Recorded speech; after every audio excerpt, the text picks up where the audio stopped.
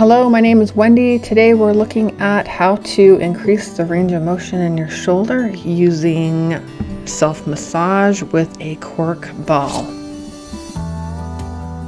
If you're having any trouble reaching behind you, you'll want to work out these spots. I'm showing how to access the rotator cuff, the deltoid here with the cork ball. And next, looking at the lower trapezius and rhomboids, helping move that scapula in circles.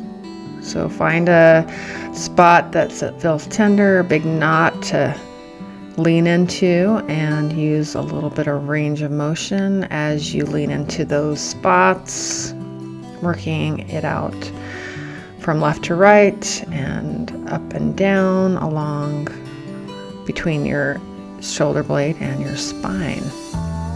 You can also turn your chin from left to right to help loosen up that upper trap into the shoulder. Massage therapy is really effective in helping to open up and release chronic tension in the shoulder and upper back and neck.